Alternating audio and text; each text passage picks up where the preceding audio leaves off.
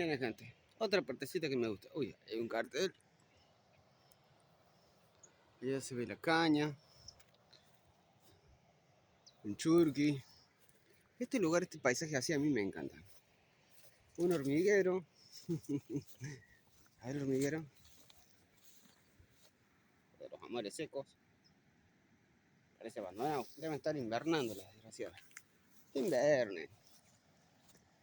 A mí no me molesta. Pero miren. Recién pasé por aquí y no grabé. Soy un boludo. Qué lindo lugar. Un lugarcito para acampar. Acá está espectacular. Pones una carpita. Bolsita de dormir. Pero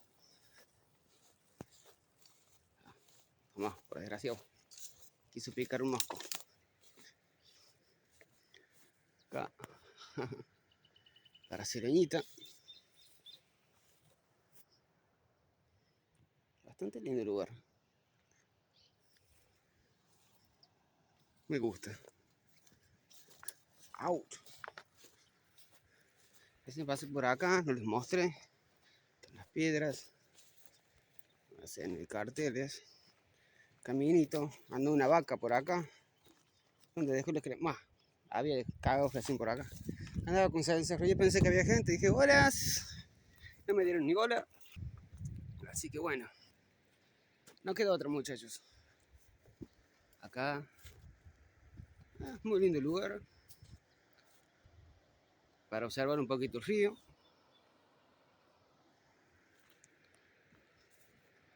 Está por acá. Acá está el instrumento. Bastante mugre. Piedritas. Muchas piedritas. Acá también está lindo. Se ve bastante bonito. Lástima la mugre. ¿Qué es eso? No, rama. Cañitas. Con esto me puedo hacer una carpita casera. Tendría que entrar al campo a buscar un poco de enredadera. A echar unos tronquitos. Recién andaba un pato por acá. Se volvió la mierda. La verdad que es muy lindo el lugar.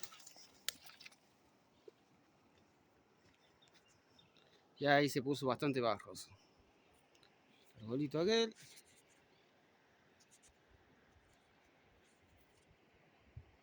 Tronco. Quedado justo ahí. Tiene para más cerca.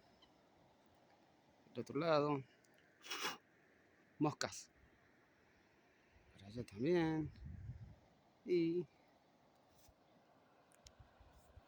moscas de mierda. Ahí está el pedregal.